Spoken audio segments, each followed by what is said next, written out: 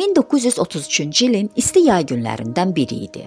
Qara dənizin sakit sahilində, Abxaziyanın subtropik havası altında çəkilmiş bu foto ilk baxışda dinc bir istirahət anını xatırladır.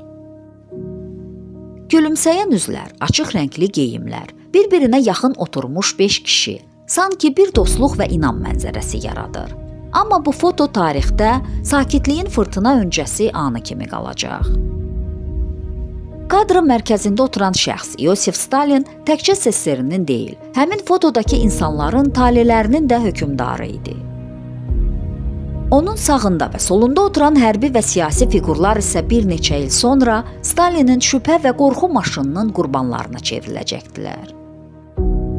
Nestor Lakoba, Abxaziyanın sevilən rəhbəri, yerli əhalinin qəhrəmanı sayılırdı. O Stalinlə yaxın münasibətdə idi, amma bu yaxınlıq da onu xilas etmədi. 1936-cı ilin sonunda müəmmalı şəkildə öldü. Bəziləri onun zəhərləndiyini deyirdi. Ölümündən sonra xalq düşməni elan edildi və onun ailəsi də repressiyaya məruz qaldı. Mikhail Tuxaçevski, gənc istedadlı sərkərdə, Qırmızı Ordunun modernləşdirməsinin təşəbbüskarı idi. Lakin 1937-ci ildə o, Almaniya ilə gizli əlaqələrdə günahlandırılaraq məhkəməsiz güllələndi. Aleksandr Yegorov da bir il sonra eyni aqibəti yaşadı.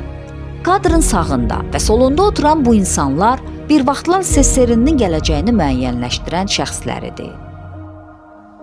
Amma Stalin dövrünün böyük təmizləmə illərində onların adları xəyanət, cəsusluq və düşmənçiliklə ləkələndi. Fotoya baxanda ilk baxışda bir istirahət səhnəsi görürsən.